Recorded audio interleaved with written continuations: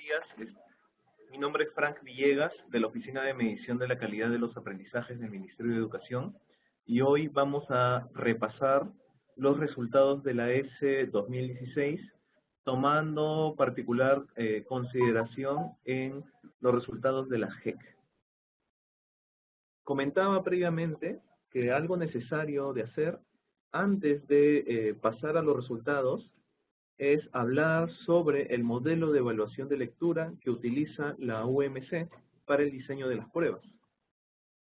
El modelo de evaluación en lectura usa o toma en cuenta tres componentes: capacidades, textos y contextos de lectura. Los textos, de alguna manera lo que se busca en las pruebas es representar la diversidad textual en la mayor medida posible. Las capacidades evaluadas son tres y son las que plantean los documentos curriculares. Así también se espera que los textos respondan a distintos contextos de lectura. Pasamos a la siguiente lámina. Las capacidades se despliegan en la lectura de distintos tipos de texto. Esta es una entre muchas maneras de clasificar los textos. De acuerdo a esta clasificación, los textos pueden ser narrativos, descriptivos, instructivos, expositivos y argumentativos. Los textos narrativos desarrollan una secuencia temporal de hechos en la cual participan uno o más personajes. Podemos pensar en un cuento, una historieta, un mito, una leyenda, una fábula, entre otras maneras como este tipo textual se plasma. También podemos pensar en textos de tipo descriptivo. Los textos de tipo descriptivo describen a las personas. Estos textos caracterizan a personas, animales, cosas, hechos. Podemos pensar, por ejemplo, en un letrero para encontrar a una persona desaparecida. Los textos también pueden ser instructivos. Los textos instructivos tienen como propósito enseñar a los lectores a hacer algo. Podemos pensar, por ejemplo, en una receta o en un texto de recomendaciones. Contamos también con el texto de tipo argumentativo, el cual tiene como propósito convencer al lector. El texto de tipo argumentativo defiende una opinión mediante razones que buscan la persuasión. Se busca, o podrían ocurrir dos cosas. Se esperaría que el lector haga algo o piense de determinada manera. Si por ejemplo pensamos en un afiche publicitario, ese tipo de texto de alguna manera busca convencernos de que compremos algo. De otro lado, una columna de opinión que podemos encontrarla en un periódico también busca convencernos sobre determinado punto de vista que tiene la persona que escribió la editorial. Otro tipo de texto es el texto expositivo. El texto expositivo explica conceptos o explica procesos. Explica las relaciones entre las partes de un sistema. Por ejemplo, las explicaciones de los libros de ciencias. Como dije antes de empezar, estos tipos de textos o esta clasificación es una entre otras que pueden existir. Existen maestros de comunicación que clasifican los textos como textos informativos y no informativos. Otros maestros clasifican los textos como literarios y no literarios. Son también clasificaciones válidas.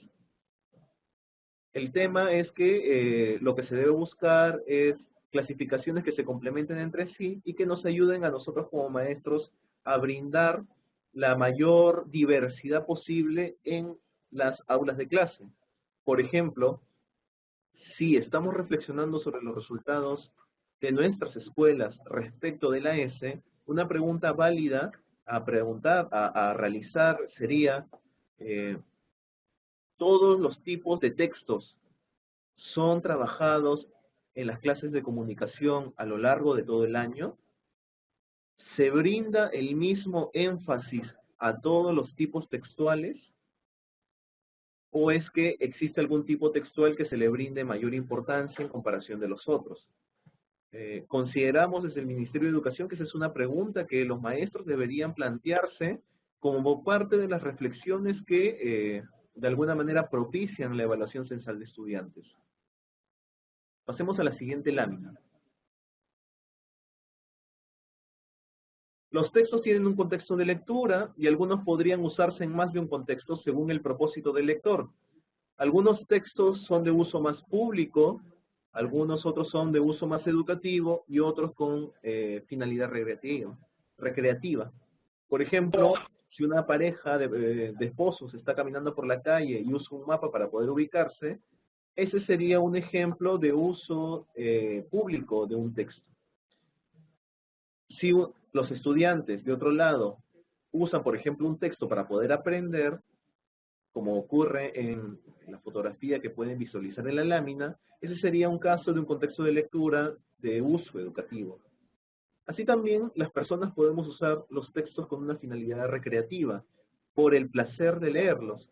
Por ejemplo, podemos pensar en la lectura de un cuento con finalidad recreativa.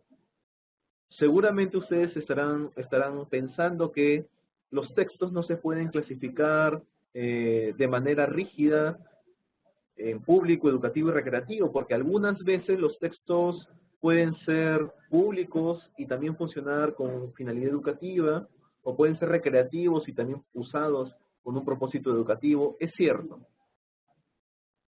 El tema es tomar en cuenta el uso que predomina en estos tipos de textos. Ahora pasamos a los resultados de segundo grado de secundaria. Y antes de pasar a los resultados de segundo grado de secundaria de las GEC, me gustaría presentar los resultados nacionales para que de esta manera podamos contextualizar y quizás ver semejanzas y diferencias respecto a la tendencia nacional. Antes de ello, es importante tomar en consideración, ya que como maestros nos interesa ver cuál es el uso pedagógico que podemos dar a los resultados, es importante que podamos conocer cuál es la descripción del nivel de logro satisfactorio, es decir, qué se espera de los estudiantes de segundo grado de secundaria al terminar el grado. Cuando un estudiante termina el segundo grado de secundaria, esperemos que logre lo siguiente. Se espera que los estudiantes ubiquen información que se encuentra en diferentes partes del texto, es decir, que puedan localizar información. Así también se espera que puedan deducir ideas a partir de la información contenida, no solamente en un texto, sino también en dos textos. Asimismo, se espera que evalúen el contenido del texto para sustentar su opinión o para refutar la de un tercero, y para aplicar las afirmaciones del texto a situaciones externas a él. Quizás estos desempeños puedan de alguna manera resultar nuevos, o quizás surja la pregunta de cómo se pueden plasmar en una evaluación. Justamente las siguientes láminas contienen algunos ejemplos que pueden ayudar a comprender a qué aluden estos desempeños. Adicionalmente, se espera que los estudiantes reflexionen sobre los aspectos formales apoyándose en su conocimiento formal. Estos procesos los realizan en textos de diverso tipo: narrativo, descriptivo, instructivo, expositivo y argumentativo, de distinto formato, continuo, discontinuo, mixto y múltiple, y de contenido variado. Además, en su mayoría estos textos presentan cierta densidad informativa e incluyen vocabulario especializado. Se espera que los estudiantes, al terminar el segundo grado de secundaria, realicen aquello que se presenta en esta descripción para que puedan ser ubicados en el nivel satisfactorio. Ahora, este nivel satisfactorio no se considera como un nivel sobresaliente, sino más bien se considera que es lo mínimo que debería lograr un estudiante al finalizar el segundo grado de secundaria, según lo planteado en los documentos curriculares. Continuamos entonces. Lo que pueden apreciar en sus pantallas es un texto de formato múltiple. Un texto de formato múltiple presenta no solamente un texto de manera individual, sino también presenta un texto 1 y un texto 2, los cuales forman parte de una misma situación comunicativa. Por ejemplo, el texto 1 empieza así. Los delfines rosados nadan entre los árboles, se deslizan entre las ramas y ondulan como serpientes alrededor de los troncos, arqueando sus cuerpos curvados, mientras peces de color verde brillante pasan veloces como flechas entre las hojas. El texto 1 es una descripción del delfín rosado, la cual, como pueden apreciar por lo que acabo de leer del primer párrafo, de alguna manera tiene ciertas figuras que muestran un estilo que no es usual para los textos descriptivos. De otro lado, el texto 2 también tiene como tema el delfín del Amazonas, en este caso el delfín rosado también. A diferencia del texto 1, el texto 2 es de alguna manera un texto más típico, más clásico a nivel descriptivo, y porque presenta la información de manera más objetiva. El delfín del Amazonas, también llamado boto delfín rosado, es el más grande de las 4 especies de delfines.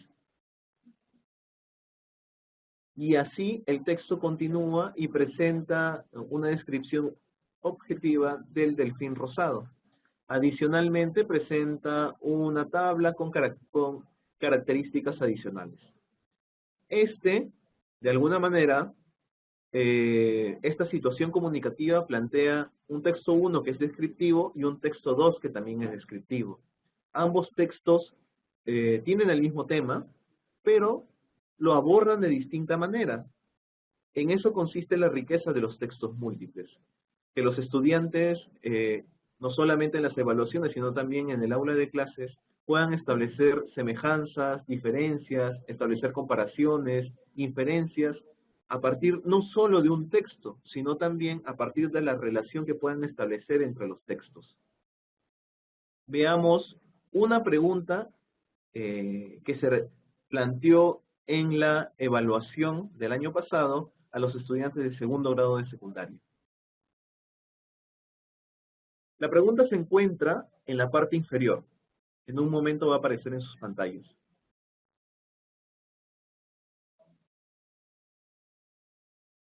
La pregunta en cuestión es: ¿cuál de los siguientes aspectos se mencionan en ambos textos? Veo que ya está apareciendo en todas las pantallas. ¿Cuál de los siguientes aspectos se mencionan en ambos textos? Como pueden notar, para responder esta pregunta, no solo basta fijarse en un solo texto. Es importante poder fijarse en los dos textos. Ahora, no es una pregunta sofisticada, complicadísima, es una pregunta que un estudiante de segundo grado de secundaria debería poder contestar. ¿Cuál de los siguientes aspectos se mencionan en ambos textos? En este caso, la respuesta es la alternativa B, la situación de peligro de extinción del delfín rosado. Y eso es cierto, se puede constatar que esa información se encuentra en el texto 1 y en el texto 2. Las otras alternativas presentan información que solamente se encuentra en uno de los textos. A continuación, podemos ver otro ejemplo de texto múltiple. Ustedes se preguntarán por qué únicamente estoy planteando ejemplos relacionados con textos múltiples y no otros tipos de textos. Básicamente porque este año hemos decidido dar este énfasis por el mensaje pedagógico que implica. Este es otro texto múltiple que se planteó en la evaluación censal de estudiantes del año pasado. Tenemos un primer texto titulado "Trae la mochila cargada de ganas e ilusión". Veamos un poco en qué consiste esta noticia. El pasado 25 de septiembre, antes de que acabaran las últimas vacaciones del año, cada uno de los niños de sexto A de primaria del Colegio San Gabriel recibió una carta a su nombre. Estas cartas habían sido escritas por su profesor, Iván Cruz García. Sé por experiencia que el tercer y último trimestre es el más complicado para los estudiantes porque están cansados. Así que durante las vacaciones en que tuve tiempo para pensar, se me ocurrió escribir algo para motivarlos, explica Cruz. Entonces, este texto lo que hace es presentar el caso del profesor Iván Cruz, quien le mandó una carta a sus estudiantes en las vacaciones con el propósito de motivarlos. Ese es el texto 1 y presenta una perspectiva de esa situación. Veamos el texto 2 que se encuentra a la derecha. El texto 2 que se encuentra a la derecha presenta una perspectiva distinta. Veamos. Hoy necesito compartir algo. Hoy necesito compartir algo espectacular. El último día de vacaciones, mi hijo mayor recibió una carta por correo, y como él, cada uno de sus compañeros de sexto grado de primaria del colegio San Gabriel.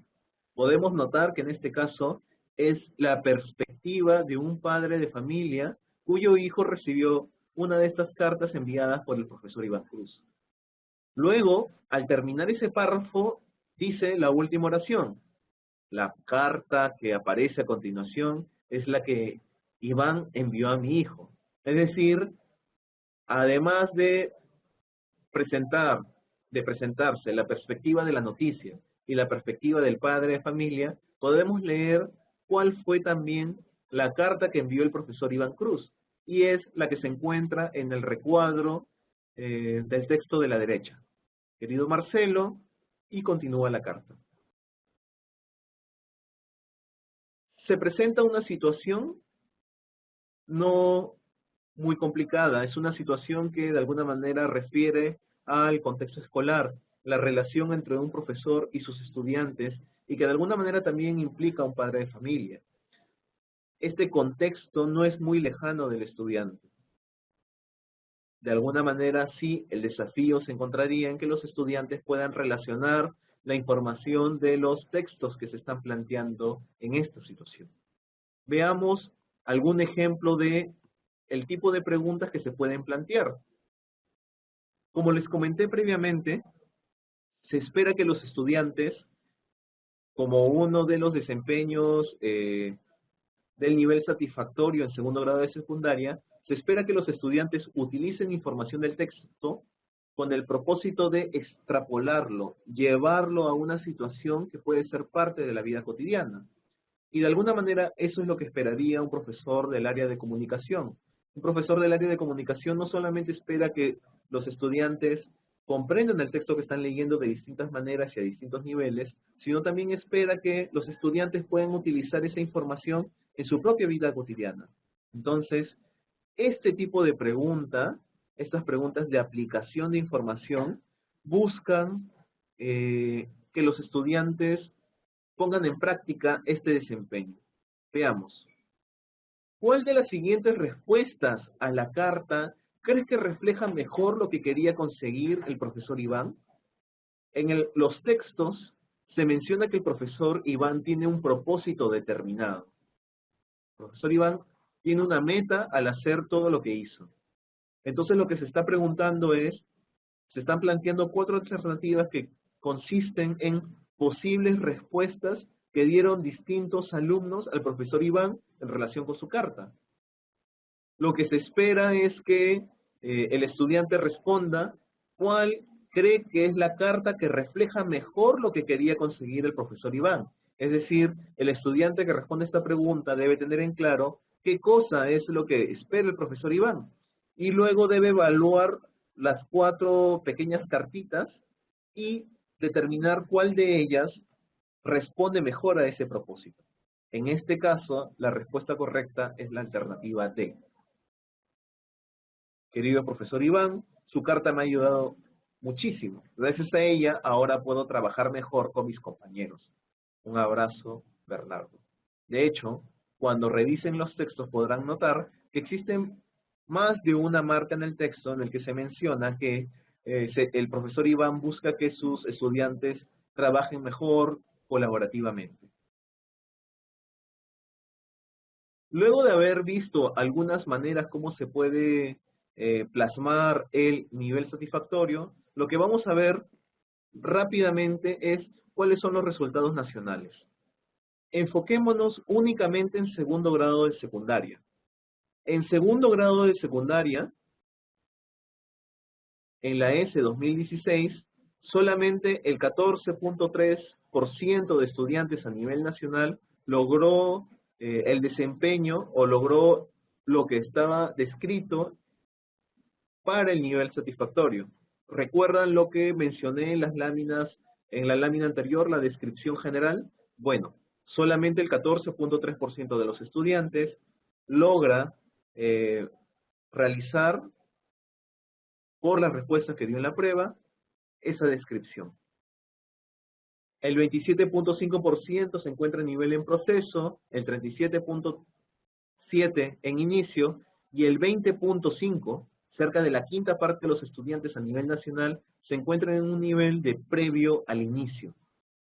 Es decir, las respuestas que dieron en la prueba de alguna manera evidencian que incluso tienen dificultades para responder las preguntas más sencillas de la prueba.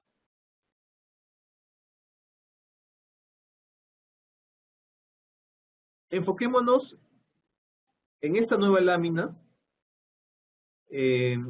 cuáles son los cambios, porque la evaluación censal para segundo grado de secundaria se empezó a implementar desde el 2015. Fíjense únicamente en el recuadro de la derecha, únicamente el recuadro de la derecha. No miren las barritas de primaria. Podemos ver que del 2015 al 2016 ha habido una pequeña reducción en el nivel de logro del nivel satisfactorio, pero de alguna manera la tendencia es bastante similar. A nivel nacional sí se puede notar una disminución de 3 puntos porcentuales en el porcentaje de estudiantes que se ubican en el nivel en inicio. De alguna manera eso es algo positivo. También se evidencia una disminución del porcentaje de estudiantes que se ubica en el nivel en inicio, de 39 a 37%. Y lo que se ha incrementado es el porcentaje de estudiantes que se encuentran en el nivel en proceso. Es decir, como balance general, se podría decir que en términos del nivel satisfactorio no se evidencian muchos cambios, pero sí se evidencian que, comparado al grupo anterior, este año el porcentaje de estudiantes de nivel en proceso ha incrementado.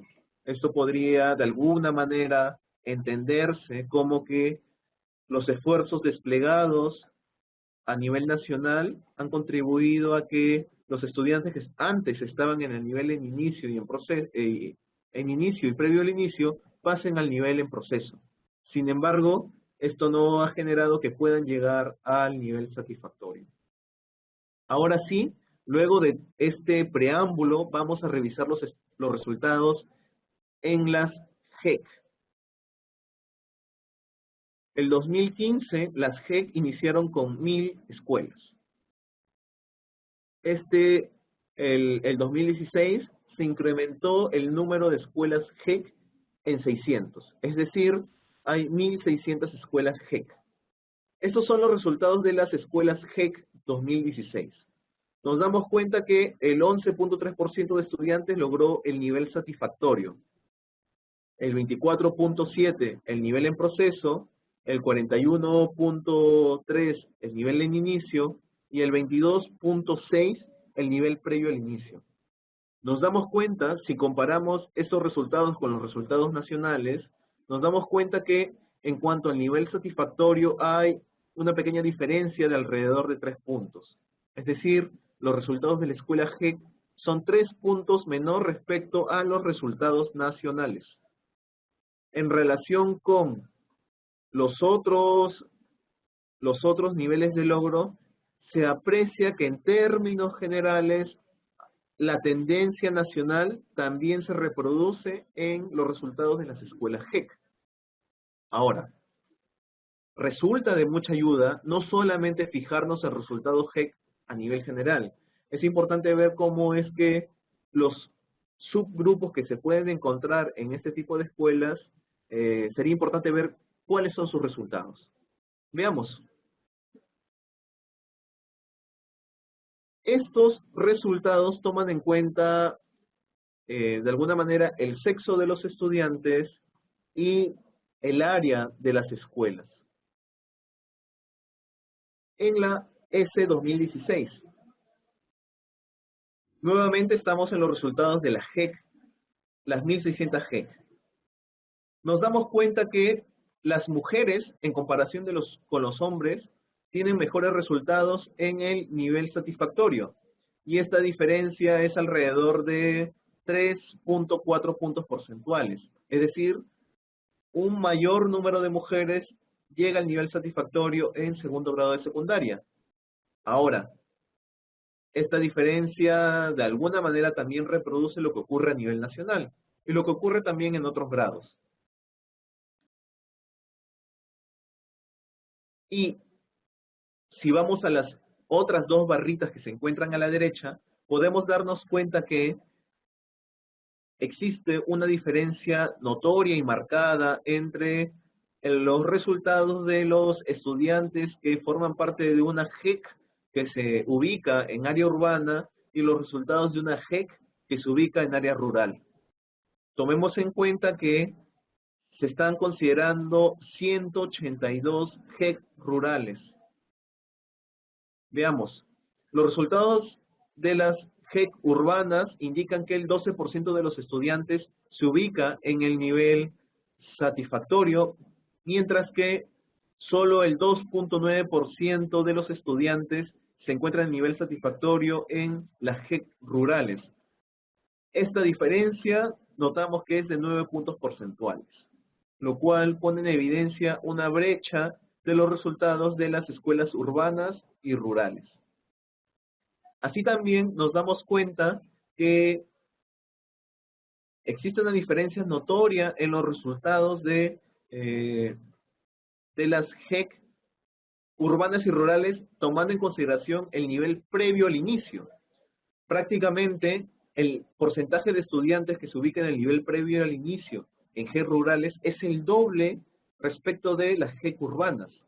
En las GEC rurales, el 42.1% de los estudiantes se ubican en el nivel previo al inicio, mientras que en las GEC urbanas solamente el 21.2% de los estudiantes se encuentran en el nivel previo al inicio. Ahora, esto no significa que las GEC urbanas se encuentran bien y las GEC urbanas se encuentran mal. No podemos hacer una lectura tan directa y sencilla. En realidad, podemos notar que las estrategias de mejora deberían enfocarse tanto en las GEC urbanas y en las GEC rurales. Sin embargo, lo que encontramos en los resultados es que el tipo de estrategia de intervención debería tomar en cuenta las particularidades de los estudiantes. Nos damos cuenta que en las GEC rurales existe un mayor porcentaje de estudiantes que se ubican en el nivel previo al inicio. Esto significa que el tipo de intervención que se realiza debe ser de alguna manera diferente y debe tomar en cuenta esta particularidad.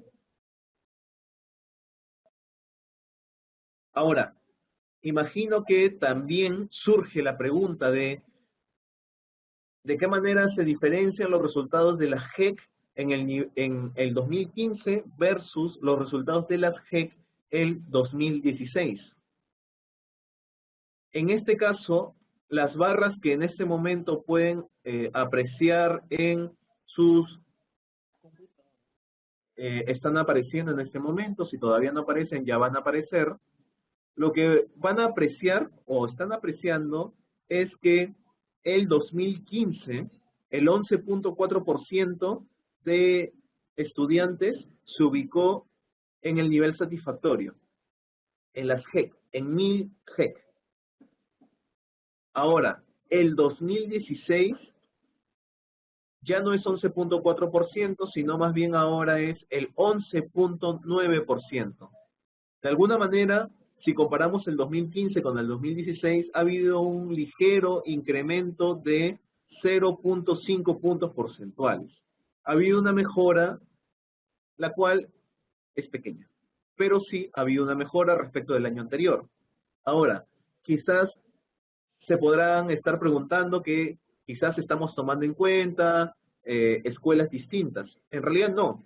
Para hacer esta comparación en particular, estamos tomando en cuenta las mismas 1000 escuelas. Es decir, en 2015 hubo 1000 escuelas, se están tomando en cuenta para esta comparación las mismas 1000 escuelas en el 2016, de tal manera que la comparación toma en cuenta los mismos participantes. En cuanto a escuelas, podemos notar, si comparamos, si seguimos estableciendo las comparaciones entre 2015 y 2016, que el porcentaje de estudiantes que se ubicaba en el nivel previo al inicio ha disminuido.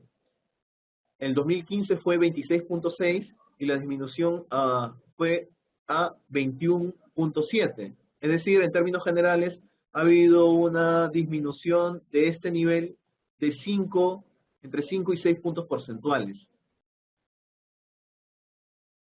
Ha habido también una pequeñísima disminución del porcentaje de estudiantes que se ubica en el nivel en inicio y ha habido un incremento del porcentaje de estudiantes que se encuentra en el nivel en proceso. Este incremento es cerca de 5 puntos porcentuales.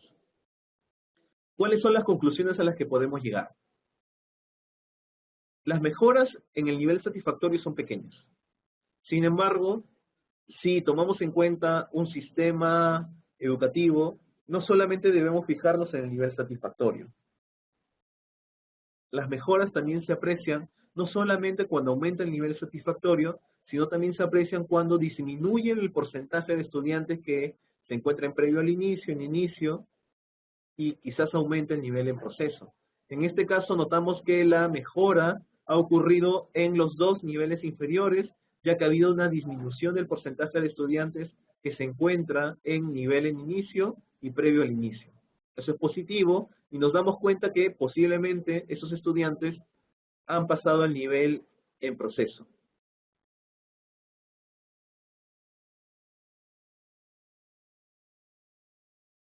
Lo que viene ahora es una comparación del 2015 versus el 2016, tomando en cuenta el sexo de los estudiantes.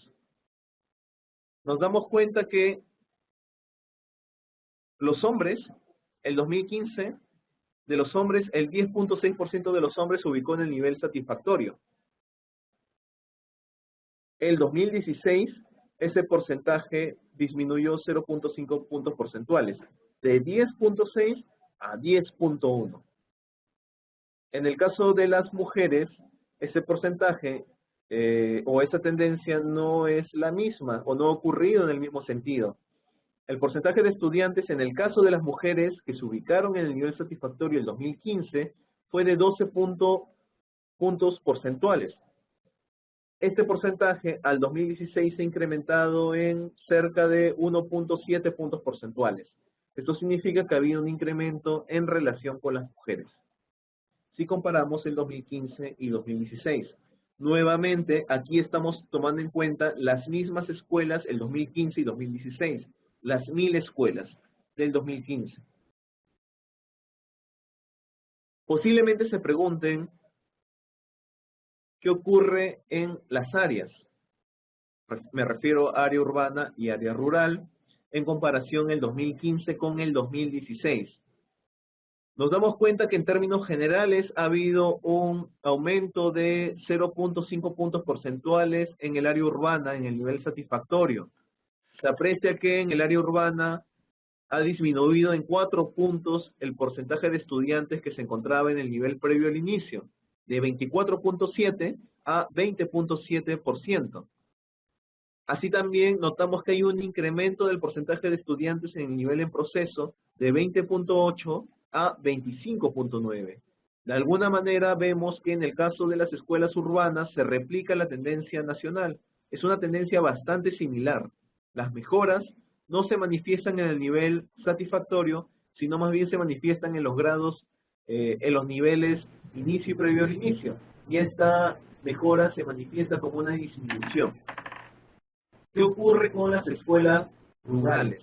En este caso se están considerando 90 FEC rurales porque son 90 FEC rurales que son atendidas desde el 2015.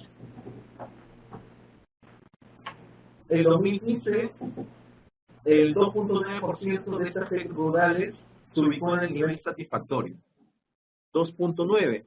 ha habido una ligera mejora de 0.3 puntos porcentuales en el nivel satisfactorio. Es decir, hay una pequeña mejora en el nivel satisfactorio, pero no es tan considerable.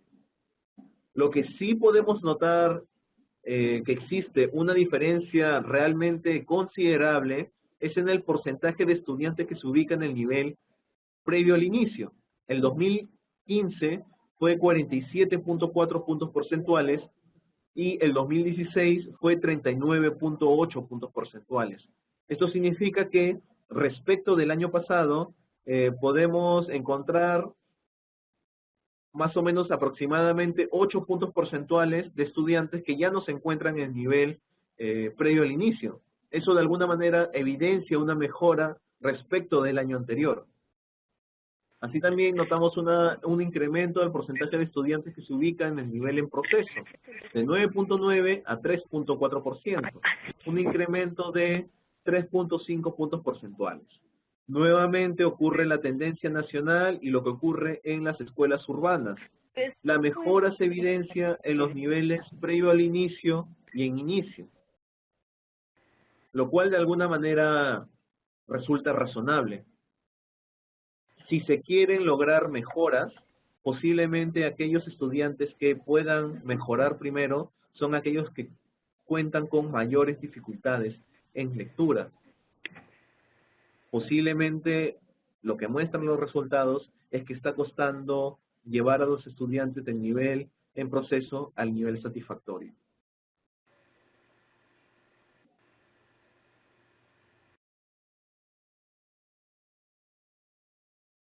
Una pregunta que quizás estén haciendo es que en las comparaciones que he realizado previamente, se han comparado las 1000 escuelas del 2015 con las 1000 escuelas del 2016. Posiblemente algunos maestros se estén preguntando, ¿y qué pasa con las 600 escuelas nuevas que este año empezaron a hacer GEC? ¿Cuál fue la distribución del porcentaje de los estudiantes? Porque de alguna manera sí es importante saber qué ocurrió con estas 600 nuevas escuelas.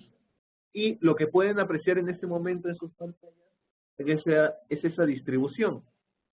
El 10.2% de estudiantes de estas escuelas se ubicó en el nivel satisfactorio.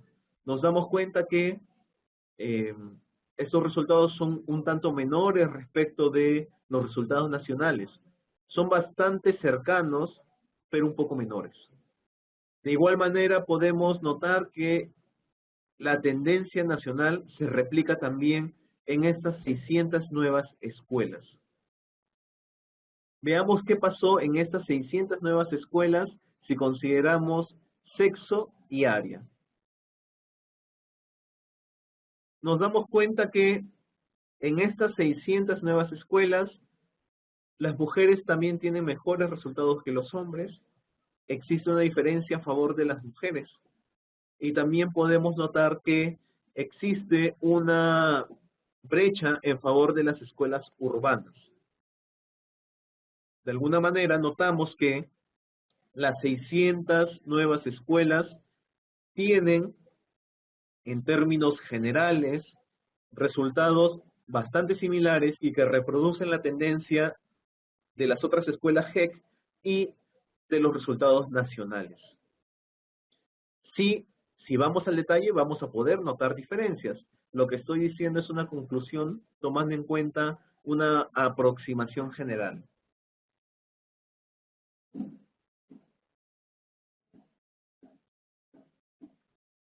Desde la UMC consideramos que no solamente es importante conocer las cifras de los resultados. Las cifras, está bien, nos muestran alguna información del resultado de nuestras escuelas, información que nos importa mucho y que consideramos muy útil para la toma de decisiones. Pero desde la Oficina de Medición de la Calidad de los Aprendizajes, consideramos que esto no es suficiente. Es importante que no solamente se preste atención a las cifras, sino también es importante dar énfasis al uso pedagógico que se pueden dar a las cifras. Más que las cifras, lo que importan es el uso pedagógico que se puede dar a estas cifras.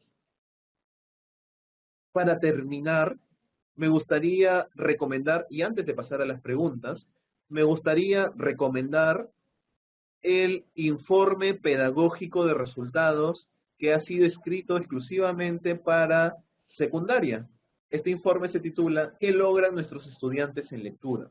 Y lo que ustedes van a poder encontrar en este informe son ciertamente algunas cifras, pero también podrán encontrar información sobre el modelo de evaluación que se utiliza para construir las pruebas, los tipos de textos, las capacidades y los contextos, y también podrán encontrar una descripción detallada de los niveles de logro en lectura. Es decir, ustedes van a poder saber con precisión qué significa exactamente un estudiante que logre el satisfactorio, qué logra un estudiante que se encuentra en nivel en proceso, qué logra un estudiante que se encuentra en nivel en inicio. Como maestros, la cifra no es suficiente. Es importante saber exactamente qué logra un estudiante en cada nivel de logro para de esta manera tomar las decisiones adecuadas en el año siguiente. Por ejemplo, lo deseable sería que los maestros que este año dictan en tercer grado de secundaria tomen en cuenta los resultados que el año anterior tuvieron los estudiantes en segundo grado de secundaria. Esa información podría de alguna manera tomarse en cuenta al momento de la planificación de las sesiones de clase. Así también lo que van a poder encontrar es un análisis detallado de los textos, de algunos textos y de algunas preguntas que estamos liberando con el propósito de que ustedes maestros puedan conocer de qué manera se está evaluando la competencia lectora y puedan tener una apreciación de lo que se espera de los estudiantes al finalizar el segundo grado de secundaria. Finalmente, se presentan recomendaciones pedagógicas y este año estamos enfatizando en el informe el análisis de los textos múltiples, estos textos que no se presentan de manera individual, sino más bien se presentan acompañados de otro texto dentro de una situación comunicativa. Queremos dar énfasis a estos textos. No son los únicos, es cierto, pero queremos dar énfasis a estos textos porque es importante que en secundaria los estudiantes puedan establecer conexiones, semejanzas, diferencias, inferencias entre textos, porque de alguna manera eso es lo que seguramente van a hacer más adelante. Es lo que hacen los estudiantes en la vida cotidiana y es lo que hacen posiblemente un ciudadano en su vida cotidiana. De alguna manera, el mensaje pedagógico y el énfasis de este informe de este año se encuentra en el uso y el trabajo con textos múltiples. No son los únicos tipos de textos que se deben trabajar en clases, son un tipo de textos y este año el informe para docentes ha querido poner la lupa sobre ese tipo textual. Finalizada esta presentación, lo que voy a hacer en este momento es responder a alguna de sus preguntas. A ver, voy a leer su pregunta activamente. En realidad, a mí me parece una muy buena pregunta, pero sí debemos tomar en cuenta que los resultados de la S no deberían llevarnos a enfocarnos exclusivamente en lectura y dejar de lado las otras competencias. Si me hicieron una pregunta sobre cómo dividir esto en porcentajes, yo diría 33.3% a cada una de las competencias. Ahora, algo que se debería procurar es tratar de vincular lo que se trabaje en lectura, en escritura y en comprensión oral. Como si lo que podrían hacer los maestros es plantear secuencias de clases que busquen integrar las clases, integrar las competencias. Les voy a plantear un ejemplo de una profesora de Sicuani que ganó un concurso de buenas prácticas docentes el año pasado.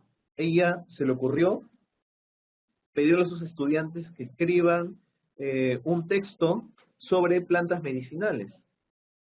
La tarea era escribir, pero para ello les pidió que primero entrevisten a los sabios de la comunidad. Es decir, los estudiantes tenían que, a través de su expresión oral, recoger esa información de los sabios de la comunidad. Luego tenían que plasmar esa información en un texto. Luego la profesora, como no estaba satisfecha, le pidió a sus estudiantes que también leyeran textos sobre plantas medicinales. Finalmente los estudiantes escribieron sus textos. Después de ello, los estudiantes compartieron sus producciones a través de exposiciones o la lectura de sus textos a los miembros de la comunidad, sus padres, los docentes, el director y otros compañeros. Entonces, lo que quiero decir con este ejemplo es que lo deseable es que se busque integrar el trabajo de las competencias en las clases en secundaria. Pongámoslo de otra manera. Hay estudios que dicen que si se quiere que un estudiante mejore en lectura, se ha encontrado que cuando se trabaja la competencia de escritura, ese trabajo en la mejora de escritura no solamente genera mejoras en la competencia de escritura, sino también genera mejoras en la competencia de lectura. ¿Qué significa esto? Significa que cuando un estudiante escribe mejor, de alguna manera, algunas de esas habilidades y aprendizajes que tiene de escritura definitivamente se van a implementar y se van a poder transferir a otras competencias. Entonces, la respuesta que quiero dar al maestro o maestra que hizo esa pregunta es que debemos trabajar las competencias de la manera más coordinada e integral posible. Yo sé que no siempre se puede hacer esto, pero debemos procurarlo. Y recordemos que lectura no es la única competencia que se debe trabajar. Si trabajamos también escritura, los estudiantes van a mejorar en lectura. Y si trabajamos también expresión oral, también van a mejorar en lectura. Veamos otra pregunta. ¿Este año cuándo se realizará la prueba para segundo grado de secundaria? Ustedes van a poder encontrar en la página web de la UMC, www.umc.gov.p, lo relacionado con las fechas de aplicación. Tan pronto como las fechas estén confirmadas, ustedes podrán encontrar esas fechas en la página web. Respecto al cuadernillo de reforzamiento, desde la UMC no vemos el cuadernillo de reforzamiento. Una herramienta que los maestros podrían tomar en cuenta es el kit de evaluación. El kit de evaluación no tiene como propósito que los estudiantes sean entrenados para, de alguna manera, practicar y practicar y practicar para la evaluación. El kit de evaluación tiene como propósito que los maestros, luego de aplicar el kit, lo que tengan es un diagnóstico sobre el logro de aprendizaje de los estudiantes. Es decir, si un maestro aplica el kit de evaluación de entrada al finalizar el tercer trimestre o al inicio del año, va a tener información sobre lo que pueden hacer y lo que aún no pueden hacer los estudiantes de segundo grado de secundaria. Este diagnóstico debería permitir, de alguna manera, que los maestros tomen en cuenta esa información y mejoren su práctica docente o ajusten su práctica docente a las necesidades particulares de los estudiantes. El kit de evaluación, ustedes podrán notar que tiene la lógica de la evaluación de aula. No está pensado como evaluación de sistema. Ahora, el kit de evaluación cuenta con pruebas diagnósticas no solamente para lectura, sino también para lectura, escritura y comunicación oral. Desde la UMC y desde Educación Básica Regular, les pedimos por favor que utilicen estas pruebas diagnósticas para las tres competencias.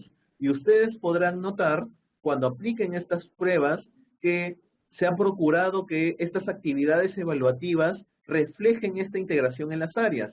Podrán notar que algunos textos son usados no solamente para lectura, sino también para escritura y también para expresión oral, y se ha procurado que esas actividades evaluativas se encuentren integradas. Eso, de alguna manera, consideramos que es un mensaje pedagógico importante que los coordinadores pedagógicos y maestros deberían tomar en consideración.